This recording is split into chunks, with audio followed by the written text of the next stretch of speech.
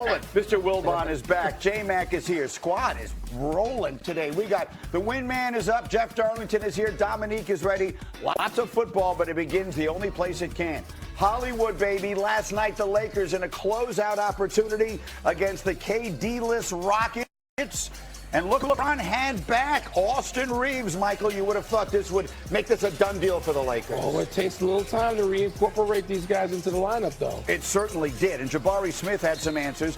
Jabari knocking that one down. He had 22. The Rockets had a 13-point lead in the fourth quarter. And then it's defense. And we're going the other way. Lakers going to work it. It's going to be Rui Hachimura who finds himself open to knock down a three. And so the Lakers, who trailed all night long, cut it to 6. And then a couple of minutes later, Shams LeBron had 25, including this tough left hand.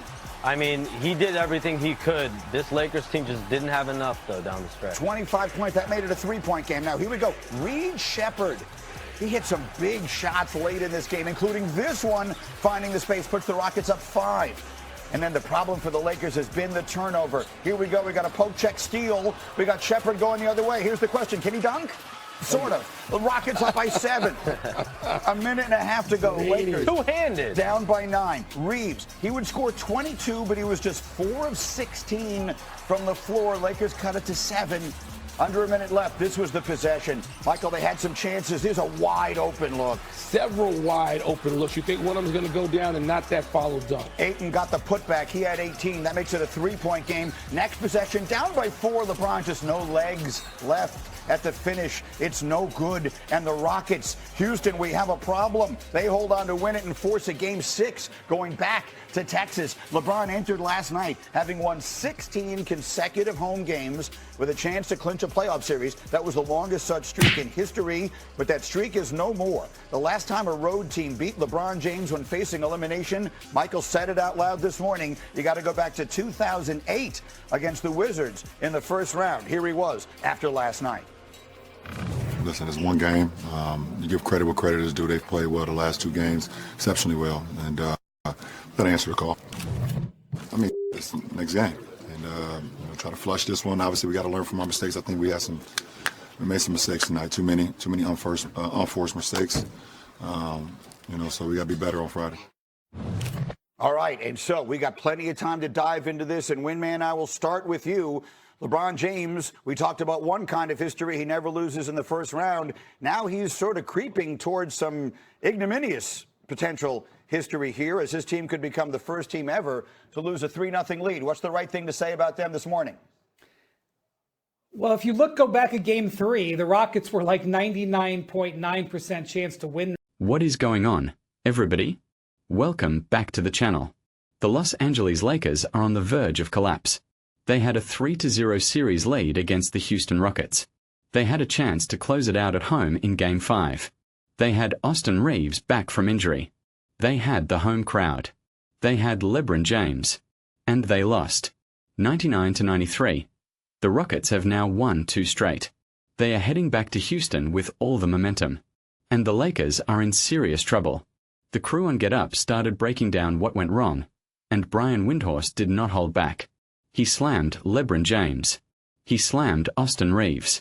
He said the Lakers' role players have disappeared. And he pointed out that the Rockets have completely changed their strategy. Let me show you exactly what he said. Roll the clip. Did you catch that? Let me break this down because Windy was on fire. First, he pointed out that LeBron entered last night having won 16 consecutive home games with a chance to clinch a playoff series. That was the longest such streak in NBA history. And it is now over. The last time a road team beat LeBron when facing elimination? 2008. Against the Washington Wizards. 18 years ago. Windy then broke down the Rockets' strategic adjustments. He said, "We know Houston is one of the greatest offensive rebounding teams of all time. They only had 6 offensive rebounds last night. They're backing off to get back in transition to try to slow down the Lakers' lifeblood of transition basketball." And it worked. The Lakers have not cracked 100 points in the last 2 games. The Rockets are slowing them down. Then he pointed to the role players. Luke Kennard and Marcus Smart combined for 50 points in the first couple of games. Now they are getting nothing. Kennard had 1 point last night. Marcus Smart had twice as many turnovers as baskets. Windy said, "The Rockets have a formula here. and this is something that really I think is going to put some pressure on the Lakers. Now, let's talk about Austin Reaves. This was his first game back after missing a month of 6 games in this series. And the Rockets are winning without him. Shams pointed out that the Rockets' young starting 5 is the youngest to win a game in NBA playoff history. Amen Thompson, Reed Shepherd, Jabari Smith Jr., Alperen Sengun, and Tara Eason. And the quartet of Thompson, Shepherd, Sengun, and Smith is plus 29 in the series. Windy added, "What caught my eye was Jabari Smith leading huddles down the stretch of the game every single time on defense. He was bringing the guys together. These young players are growing up before our eyes. They are not afraid. They are not choking. They are playing with confidence." And then Windy made a point about the schedule. He said, "There's been a ton of rest time built into the series. They've had all these extra days. That's over. 1 day between last night and Game 6. 1 day between Game 6 and Game 7. That favors the Rockets. They are young. They can recover quickly. LeBron is 41. He needs those extra days. And now they are gone." Michael Wilbon said, "I have a hard time seeing the Lakers lose Game 7 at home. I've already jumped to that. I could see the Lakers getting their doors blown off in Houston tomorrow night."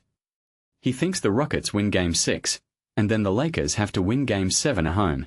But if the Rockets force a Game 7, all the pressure shifts to Los Angeles. And in a Game 7, anything can happen.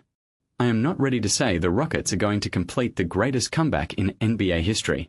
But I'll say this, the Lakers are in serious trouble. They have no answer for the Rockets' athleticism.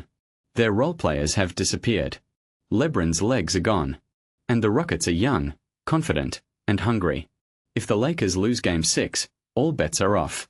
And if they go to Game 7, LeBron will have to be superhuman. And at 41, I am not sure he has that left in him. I want to know what you think. Can the Rockets complete the comeback? And is LeBron to blame for the Lakers' collapse? Let me know in the comments. I read every single one. If you enjoyed this breakdown, hit that like button. It really helps the channel. And subscribe if you want to stay locked in. We are building something real here. See you next time. Peace.